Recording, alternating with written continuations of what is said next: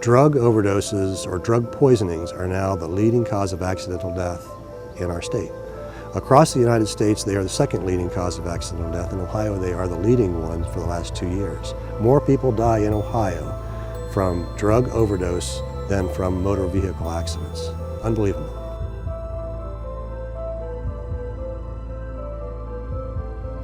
My mom found Reggie dead on the couch. He had, we went to my youngest son's football game and she said, come on down and watch him. And he said, I'll walk down because they were close. And he must have got up and shot up and fell over, and he fell face first into Mom's couch and he suffocated. I got to walk into the hospital, into a room and look at my son laying on a table, blue, as your jeans are, because all of the blood went to his head because he was bent over when he died. So he was as blue jeans. And that's not something you want to walk in and see. And that's not something you want your mother to walk in and find either. He's my oldest kid. He was the one most like me. He looked like me, same color eyes, everything. Any kid you lose, it's bad, but he was really special to me. We clashed. We were in a room 15 minutes, we'd be in a fight because we were so much alike. But I get to come up here now and visit my son on his birthday or Christmas. 4th of July just passed. I come up here and sat on a stone and watched the 4th of July fireworks with him. Because there's no place that you can feel close to them anymore. There's no place. I tried to lay down on the couch he slept in the night before he died, just to be close to him that night. Or I slept with his blanket for months to try to be close, but there's no place that you can go to try to be close to him anymore. Heroin's just this great euphoria all over your body, and when it goes away, like I said, you get physically sick and you just gotta have it. They don't realize the problems and the sorrow and the sadness and the heartbreak they leave behind.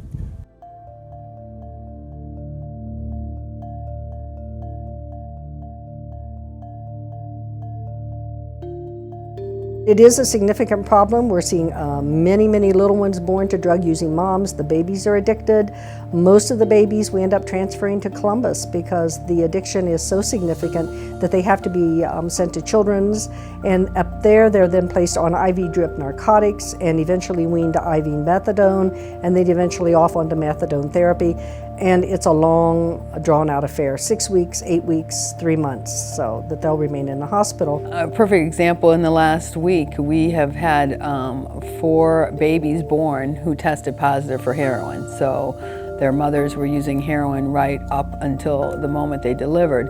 And the babies suffer withdrawal symptoms. So Child Protective Services is involved with those cases, and we're seeing an increasing number of babies born to heroin addicts. Over the period of time, and probably really the last 2 to 3 years, we have seen such an influx of hardcore drugs. And by that we're talking about the cocaines, the heroins, the different opiates, the crack, the crystal meth. On any given day, we probably see 1 out of 3 to 1 out of 4 moms in some stage of their pregnancy are drug users. I would say in the last 6 months, I've seen a significant increase in people. We're getting more and more fraud referrals from people that they know that they're selling their food assistance card so they can buy drugs. I would say in the last 2 weeks, I've had more than 10 referrals, and we are investigating and we will be prosecuting because it's illegal to do that, to either buy or sell your food assistance card.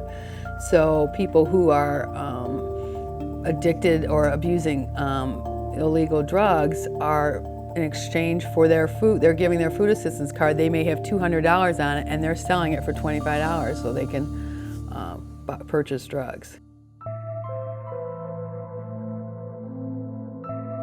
We have seen that, and we've seen it with young, very young, 16, 17-year-old girls who are becoming involved in drugs, and so to buy heroin, they'll sell themselves and or anything else they can sell. I had a lady who was in her 70s who had been on narcotics for 35 years for chronic abdominal pain. And when we did a workup on her, We couldn't find anything wrong with her. She just had run out of her drugs. And when I told her this, she was appalled. She said, well, I never would have taken them had I known that. I just figured since my doctor gave them to me, it was okay. We're not meant to be pain-free.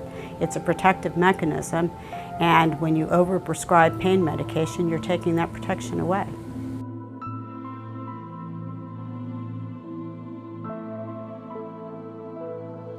We as a culture are a growing trend towards self-diagnosis and self-prescribing. And you think, well, how could that be? When you go home and turn the television on tonight, you're going to see drug ads. We are only one of 2 countries in the world that allow, 2 developed countries that allow prescription drug ads, direct-to-consumer advertising of these products. So we see it on television, it's pervasive in our society. We use 4 billion prescriptions a year, more than any other country on the planet. It's a part of our daily life.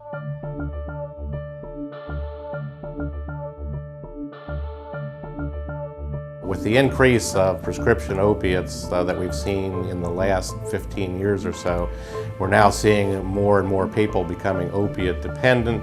And then because of the finances involved, with heroin being actually cheaper than prescription opiates on the street, we're seeing these individuals transition over to heroin, which is, we didn't see that much heroin use prior to this phenomenon that we've seen in the last 15 years, but now we're seeing heroin use in places that we never saw it before, in demographic groups we never saw it before. We're seeing it rurally, and that's what Lancaster is experiencing right now. Probably 3 years ago, we only had around 3 to 5% of our clientele that had a heroin problem, and that's when it was increasing. Before that, it had only been about 1%, and now nearly 40% of the people coming to the recovery center have an opiate addiction, and we are seeing an increase in this problem with women even more rapidly than we are with men. It's an addiction that happens very quickly, very rapidly with people before they even know what was going to happen to them. They're addicted to a very serious narcotic and at risk of dying because of it.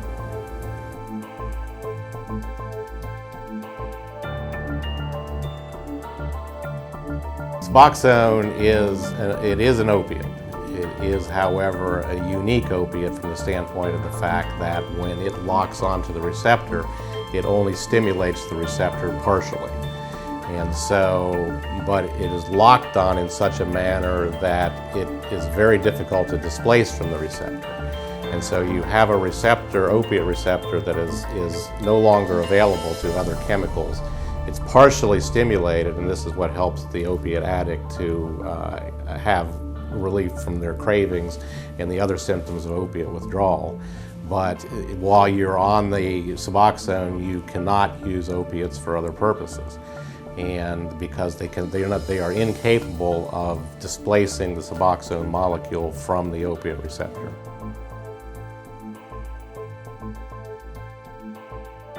Now we are able to provide services on an outpatient basis. Instead of a person having to go away for detox and residential treatment, often we're able to treat them within the community. They are able to participate in all of their normal activities, able to go to work, attend treatment, and continue to take care of their family. With our graduates, 63% of the individuals who are opiate addicted that receive Suboxone have had 12 months or more sobriety versus 12% of those who didn't. The idea of using Suboxone is to temporize, to get through the initial phases of recovery and transition into a sustained recovery that will last for decades.